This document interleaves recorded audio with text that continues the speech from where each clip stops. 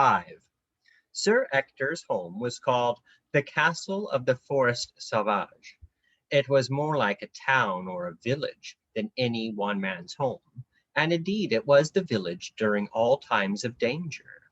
Whenever there was a raid or an invasion, everybody on the estate hurried into the castle, driving all the beasts before them into the courts, and there they remained until the danger was over. The little wattle and daub cottages nearly always got burned, and had to be built again afterwards with much profanity. For this reason, it was not worthwhile troubling to have a village church, as it would constantly be having to be replaced. The villagers went to church in the chapel of the castle. They wore their best clothes and trooped up the street with their most respectable gait on Sundays, looking with vague and dignified looks in all directions, as if reluctant to disclose their destination. And on weekdays they came to Mass and Vespers in their ordinary clothes, walking much more cheerfully. Everybody went to church in those days, and liked it. The castle of the Forest Sauvage is still standing, and you can see its lovely ruined walls with ivy on them, standing broached to the sun and wind. Some lizards live there now, and the starving sparrows keep warm on winter nights in the ivy, and a barn owl drives it methodically, hovering outside the little frightened congregations, and beating the ivy with its wings to make them fly out. Most of the curtain wall is down, though you can trace the foundations of the 12 round towers which guarded it. They are round and stuck out from the wall into the moat, so that the arches could fire in all directions and command every part of the wall. Inside the towers there are circular stairs. These go round and round a central column, and this column is pierced with holes for shooting arrows. Even if the enemy had got inside the curtain wall and fought its way into the bottom of the towers, the defenders could retreat up the bends of the stairs and shoot at those who followed them up inside through the slits. The stone part of the drawbridge, with its barbican and bartizans of the gatehouse, are in good repair. There are many ingenious arrangements. Even if you got over the wooden bridge, which was pulled up so that you couldn't, there was a portcullis weighted with an enormous log, which would squash you flat and pin you down as well. There was a large hidden trap door in the floor of the barbican, which would let you into the moat after all. At the other end of the barbican, there was another portcullis, so that you could be trapped between the two and annihilated from above, while the bartizans, or hanging turrets, had holes in their floors through which the defenders could drop things on your head.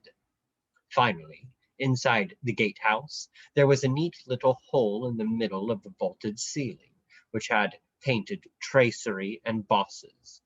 This hole led to the room above, where there was a big cauldron for boiling lead and oil in. So much for the outer defenses.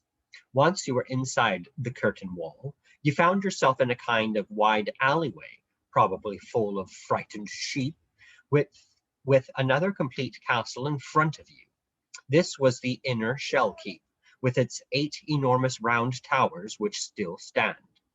It is lovely to climb the highest of them and to lie there looking out towards the marches, from which all these old dangers came, with nothing but the sun above you and the little tourists trotting about below, quite regardless of arrows and boiling oil. Think of how many centuries that unconquerable tower has withstood. It has changed hands by secession often, by siege once, by treachery twice, but never by assault. On this tower the lookout moved. From here he kept the guard over the blue woods towards Wales. His clean old bones lie beneath the floor of the chapel now, so you must keep it for him. If you look down and are not frightened of heights, the Society for the Preservation of This and That have put up some excellent railings to preserve you from tumbling over. You can see the whole anatomy anatomy of the inner court laid out beneath you like a map. You can see the chapel, now quite open to its God, and the windows of the great hall with the solar over it. You can see the shafts of the huge chimneys, and how cunningly the side flues were contrived to enter them, and the little private closets, now public, and the enormous kitchen. If you are a sensible person, you will spend days there, possibly weeks, working out for yourself by detection which were the stables, which the mews, which were the cow byres, the armory, the lofts, the well, the smithy, the kennel, the soldiers' quarters, the priests' rooms, and my lords' and ladies' chambers. Then it will all grow about you again. The little people, they were much smaller than we are, and it would be a job for most of us to get inside the few bits of their armor and old gloves that remain. We'll hurry about in the sunshine. The sheep will baa as if they always did, and perhaps from Wales there will come the put of the triple-feathered arrow, which looks as if it had never moved. This place was, of course, a complete paradise for a boy to be in. The wart ran about it like a rabbit in its own complicated labyrinth. He knew everything, everywhere, all the special smells, good climes, soft layers, secret hiding places, jumps, slides, nooks, lauders, and blisses. For every season he had the best place, like a cat, and he yelled and ran and fought and upset people and snoozed and daydreamed and pretended he was a knight without ever stopping. Just now he was in the kennel. People in those days had rather different ideas about the training of dogs to what we have today. They did it more by love than strictness. Imagine a modern MFH going to bed with his hounds, and yet Flavius Arrianus says that it is best of all if they can sleep with a person, because it makes them more human, and because they rejoice in the company of human beings. Also, if they have had a restless night or been internally upset, you will know of it and will not use them to hunt next day. In Sir Ector's kennel, there was a special boy called the Dog Boy, who lived with the hounds day and night.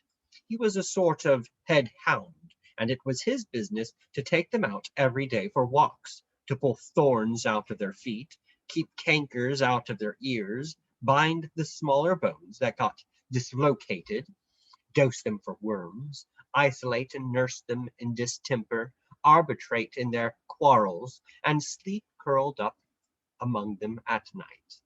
If one more learned quotation may be excused, this is how the Duke of York, who was killed at Agincourt, described such a boy in his Master of Game.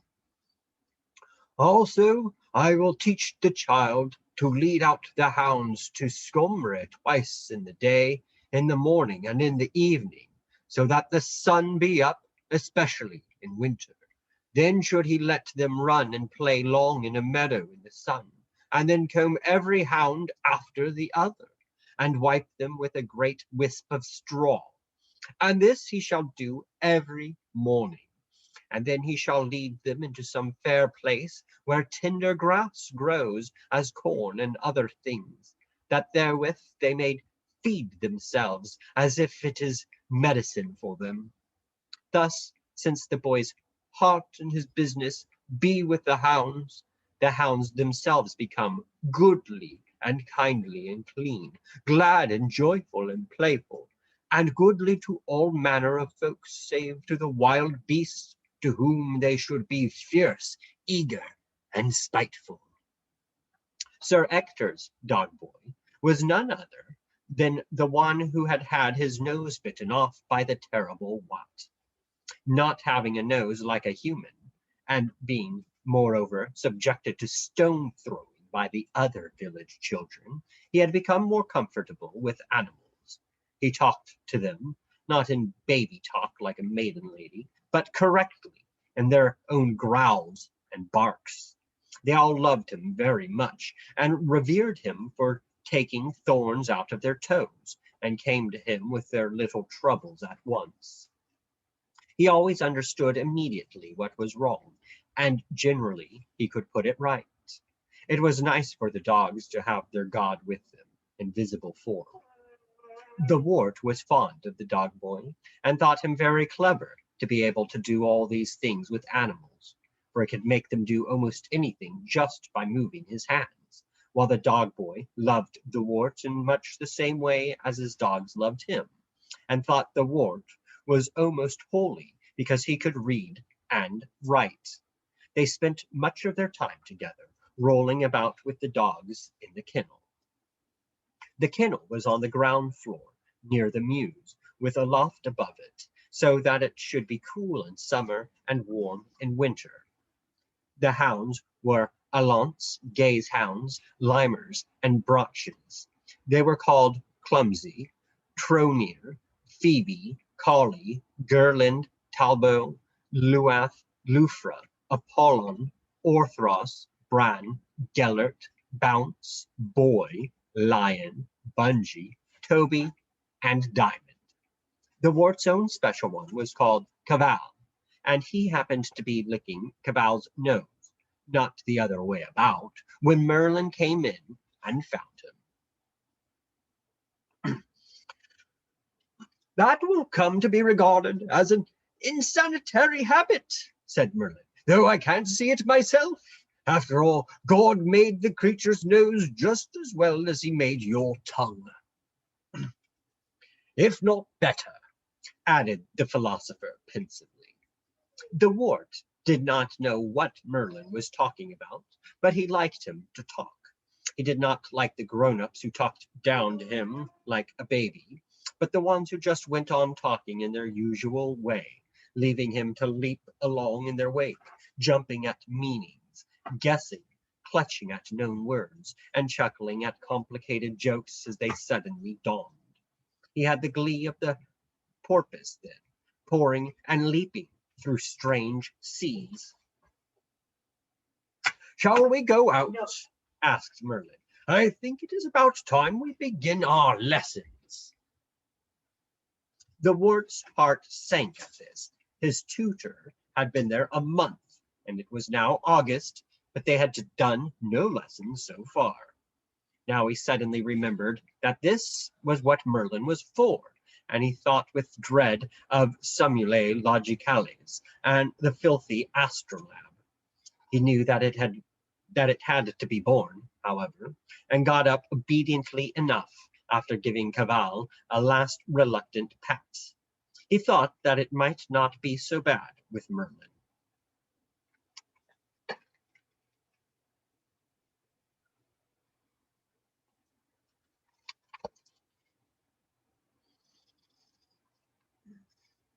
Who might be able to make even the old Arganian interested, particularly if he would do some magic. They went out into the courtyard, into a sun so burning that the heat of haymaking seemed to have been nothing. It was baking. The thunder clouds, which usually go with hot weather, were then high columns of cumulus with glaring edges, but there was not going to be any thunder. It was too hot even for that. If only, thought the wart, I did not have to go into a stuffy classroom, but could take off my clothes and swim in the moat. They crossed the courtyard, having almost to take deep breaths before they darted across it, as if they were going quickly through an oven. The shade of the gatehouse was cool, but the barbican, with its closed walls, was hottest of all. In one last dash across the desert, they had achieved the drawbridge. Could Merlin have guessed what he was thinking about, and were staring down into the moat? It was the season of water lilies.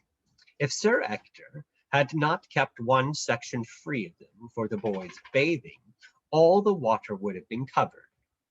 As it was, about 20 yards on each side of the bridge were cut each year, and you could dive in from the bridge itself. The moat was quite deep. It was used as a stew, so that the inhabitants of the castle could have fish on Fridays, and for this reason the architects had been careful not to let the drains and sewers run into it. It was stocked with fish every year. "I wish I was a fish," said the wart. "What sort of fish?" It was almost too hot to think about this, but the wart stared down into the cool amber depths where a school of small perch were aimlessly hanging about. "I think I should like to be a perch," he said. "They are braver than the silly roach, and not quite so slaughterous as the pike." Merlin took off his hat, raised his staff of lignum vitae politely in the air, and said slowly, "Snilrim stinimilpamak ot inut ben dinaloe a yilnik tepeka sait yob sahasis." Immediately there was a loud blowing of seashells, conches, and so forth, and a stout, jolly-looking gentleman appeared seated on a well-blown-up cloud above the battlements. He had an anchor tattooed on his tummy and a handsome mermaid with Mabel written under her on his chest. He ejected a quid of tobacco, nodded affably to Merlin, and pointed his trident at the wart. The wart found he had no clothes on. He found that he had tumbled off the drawbridge, landing with a smack on his side in the water. He found that the moats and the bridge had grown hundreds of times bigger. He knew that he was turning into a fish.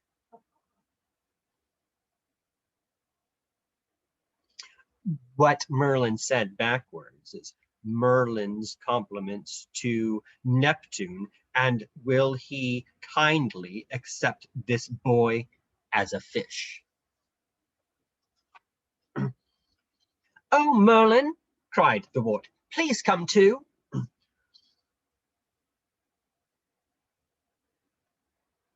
"Just for this once," said the large and solemn Tench beside his ear, "I will come, but in the future you will have to go by yourself. Education is experience, and the essence of experience is self-reliance." The wart found it difficult to be a fish. It was no good trying to swim like a human being, for it made him go corkscrew and much too slowly. He did not know how to swim like a fish. "Not like that," said the Tench in ponderous tones. "Put your chin on your left shoulder and do jackknives. Never mind about the fins to begin with." The wart's legs had fused together into his backbone, and his feet and toes had become a tail fin. His arms had become two more fins, also of a delicate pinkish color, and he had sprouted some more somewhere about his tummy. His head faced over his shoulder, so that when he bent in the middle, his toes were moving towards his ear instead of towards his forehead. He was a beautiful olive green color, with rather scratchy plate armor all over him, and dark bands down his sides. He was not sure which were his sides and which were his back and front, but what now appeared to be his tummy had an attractive whitish color, while his back was armed with a splendid great fin that could be erected for war and had spikes on it. He did jackknives as the Tench directed and found that he was swimming vertically downwards into the mud. "Use your feet to turn to left or right with," said the Tench, "and spread those fins on your tummy to keep level. You are living in two planes now, not one." The wart found that he could keep more or less level by altering the inclination of his arm fins and the ones on his stomach. He swam feebly off, enjoying himself very much. "Come back," said the Tench solemnly. "You must learn to swim before you can dance." The wart turned to his tutor in a series of zigzags and remarked, "I don't seem to keep quite straight." "The trouble with you is that you don't swim from the shoulder. You swim as if you were a boy, just bending at the hips. Try doing your jackknives right from the neck downwards, and move your body exactly the same amount to the right as you are going to move it to the left. Put your back into it. Wart gave two terrific kicks and vanished altogether in a clump of mare's tail several yards away. That's better, said the Tinch, now quite out of sight in the murky olive water, and the Wart backed himself out of his tangle with infinite trouble by wriggling his arm fins. He undulated back towards the voice in one terrific shove to show off. Good, said the Tinch, as they collided end to end. But discretion is the better part of valor. Try if you can do this one, said the Tinch. Without apparent exertion of any kind, he swam off backwards under a water lily. Without apparent exertion, but the Wart, who was an enterprising learner, had been watching the slightest movement of his fins. He moved his own fins anti-clockwise, gave the very tip of his own tail a cunning flick, and was lying alongside the Tinch. Splendid, said Merlin. Let's go for a little swim. The Wart was on an even keel now, and reasonably able to move about. He had leisure to observe the extraordinary universe into which the tattooed gentleman's trident had plunged him. It was very different from the universe to which he had hitherto been accustomed. For one thing, the heaven or sky above him was now a perfect circle poised a few inches above his head. The horizon had closed into this. In order to imagine yourself into the Wart's position, you will have to picture a round horizon, a few inches above your head, instead of the flat horizon which you have usually seen. Under this horizon of air, you will have to imagine another horizon of underwater, spherical and practically upside down, for the surface of the water acted partly as a mirror to what was below it. It is difficult to imagine. What makes it a great deal more difficult to imagine is that everything which human beings would consider to be above the water level was fringed with all the colors of the spectrum. For instance, if you had happened to be fishing for the Warts, he would have seen you at the rim of the tea saucer which was the upper air to him, not as one person waving a fishing rod, but as 7 people, whose outlines were red, orange, yellow, green, blue, indigo, and violet, all waving the same rod whose colors were as varied. In fact, you would have been a rainbow man to him, a beacon of flashing and radiating colors, which ran into one another and had rays all about. You would have been burned upon the water, like Cleopatra in the poem by Heredia. The reference may possibly be to Shakespeare. The next most lovely thing was that the Wart had no weights. He was not earthbound any more, and did not have to plod along on a flat surface, pressed down by gravity and the weight of the atmosphere. He could do what men have always wanted to do, that is, fly. There is practically no difference between flying in the water and flying in the air.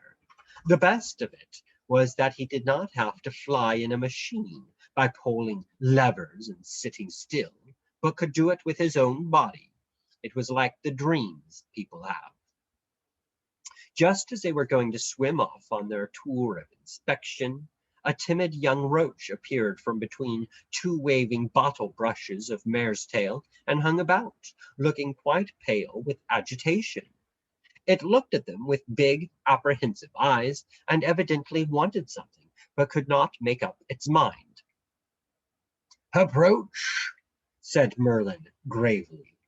At this, the roach rushed up like a hen, burst into tears, and began stammering its message. "If you please, doctor," stammered the poor creature, gabbling so that they could scarcely understand what it said. "We have such a dreadful case of something or other in our family. and we wondered if you could spare the time. It's our dear Mama who will swim all the time upside down, and she does look so horrible and speaks so strange that we really thought she ought to have a doctor. If it wouldn't be too much, Clara says to say so, sir, if you see what I mean. Here the little roach began fizzing so much, what with its stammer and its tearful disposition, that it became perfectly inarticulate and could only stare at Merlin with big, mournful eyes. Never mind, my little man, said Merlin. There, there, lead me to your poor mamma, and we shall see what we can do. They all three swam off into the murk under the drawbridge upon their errand of mercy. Very Russian, there, Roach, whispered Merlin to the wart behind his fin. It's probably only a case of nervous hysteria, a matter for the psychologist rather than the physician. The roach's mamma was lying on her back as he had described. She was squinting horribly, had folded her fins upon her chest, and every now and then she blew a bubble. All her children were gathered round her in a circle, and every time she blew a bubble, they all nudged each other and gasped. She had a seraphic smile upon her face. Well, well, well, said Merlin, putting on his best bedside manner. And how's Mrs. Roach today? He patted all the young roaches on the head and advanced with stately motions towards his patient. It should perhaps be mentioned that Merlin was a ponderous, deep-beamed fish of about 5 pounds, red leather colored, with small scales, adipose in his fins, rather slimy, and having a bright marigold eye, a respectable figure. Mrs. Roach held out a languid fin, sighed emphatically, and said, "Ah, doctor, so you've come at last." Said Merlin in his deepest tones. Then he told everybody to close their eyes. The wart peeped, and began to swim round the invalid in a slow and stately dance. As he danced, he sang. His song was this: therapeutic, elephantic, diagnosis, boom, pancreatic, microstatic, antitoxic, doom, with normal catabolism, gabolism, and babolism, snip, snap, snorum, cut out his abdonorum, dyspepsia, anemia, toxemia, 1, 2, 3, and out goes he with the foldy-roll-derry-do for the 5-guinea fee. At the end of his song, he was swimming round his patient so close that he actually touched her, stroking his brown, smooth-scaled flanks against her more rattly pale ones. Perhaps he was healing her with his slime, for all fishes are said to go to the tench for medicine, or perhaps it was by touch or massage or hypnotism. In any case, Mrs. Roach suddenly stopped squinting, turned the right way up, and said, "Oh, doctor, dear doctor, I feel I could eat a little lobworm now." "No lobworm," said Merlin, "not for 2 days. I shall give you a prescription for a strong broth of algae every 2 hours. Mrs. Roach, we must build up your strength, you know. After all, Rome wasn't built in a day." Then he patted all the little roaches once more, told them to grow up into brave little fish, and swam off with an air of great importance into the gloom. As he swam, he puffed his mouth in and out. "What did you mean by that about Rome?" asked the wart, when they were out of earshot. Heaven knows, said the Tench. They swam along, Merlin occasionally advising him to put his back into it when he forgot, and all the strange underwater world began to dawn about them, deliciously cool after the heat of the upper air. The great forests of the weed were delicately traced, and in them there hung motionless many schools of sticklebacks learning to do their physical exercises in strict unison. On the word 1, they all lay still. At 2, they faced about. At 3, they all shot together into a cone, whose apex was a bit of something to eat. The water snails slowly ambled about on the stems of the lilies or under their leaves, while freshwater mussels lay on the bottom, doing nothing in particular. Their flesh was salmon pink, like a very good strawberry ice cream.